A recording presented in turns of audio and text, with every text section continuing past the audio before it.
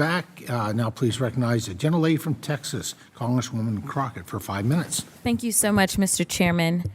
You know, it's been interesting as I've sat here and so many people from across the aisle have stated that this is a bipartisan bill, yet the Democrats keep saying that we're not going to vote for it, so it doesn't sound bipartisan. But I also would argue that it's not even a partisan bill, because ultimately what I want to get to is the math of how you get this across the line. So I don't even think it's a partisan bill. In fact, I think it's nothing more than a stand for farm bills of the past. And so with that, let me just get right down to some math.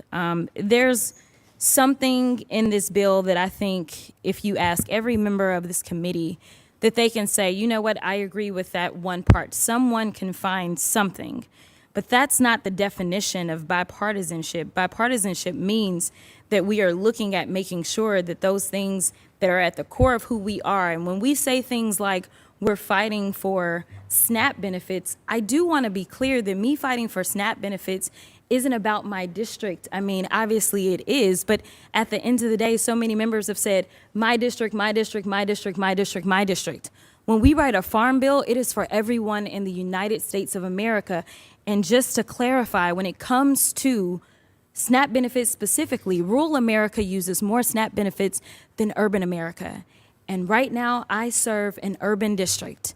The majority of my Republican colleagues serve rural districts. So when I say that I'm fighting for a bill that includes making sure that people in this country don't go hungry, I'm not saying that just to say that this is about Texas 30. I'm saying that to say that this is about all of us. So I am not just fighting for my constituents, I'm fighting for yours too. And that's all we're asking for. And ultimately, if we really want to make sure that there's a bipartisan farm bill, then you will absolutely have the opportunity to do that by making sure that we can protect America's safety net. And let me be clear, I had a chance to drive a tractor trailer in my district too. So I want y'all to know, as urban as my district is, I've been able to climb up on one as well. That means that I've got farmers in my district as well. And when it comes down to it, I know that the average American who hasn't necessarily worked on a farm probably doesn't realize that you just will a crop and in a day it sprouts up. But instead they have to make plans, and to decide that you're going to pull this money out of the ecosystem, it's not just about the people that will go hungry, but it's also about our farmers and our ranchers and our producers and them being able to adequately prepare for making sure that they can take care of the American people. Now, I said that I was going to have a little conversation about math. And when we start talking about math, the reason that I say that this isn't bipartisan or partisan is that we all know that there are certain people on the Republican side, and I'm not saying in this committee, that have never, ever voted for a farm bill. They never have. And at least one of them serves on the Rules Committee.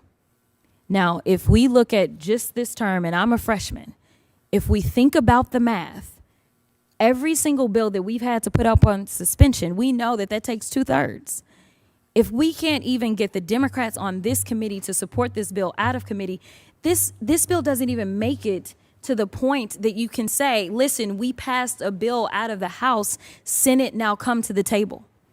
If you really want to increase your leverage and make sure that we do right by everyone that is impacted by the farm bill, which is everyone in this country, that means that we decide that we actually are going to negotiate and actually say, hey, Democrats, we know that these are the things that you just won't give in on, and we've got our things that we won't give in on, but we will work together and make sure that if this bill has to pass on suspension, that we will do it.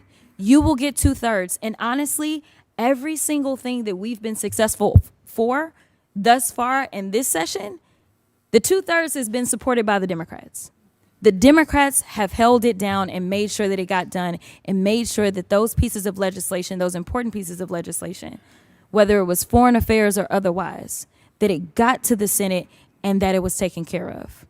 We're willing to do the work just like our colleagues did on the NDAA, but this is not the way.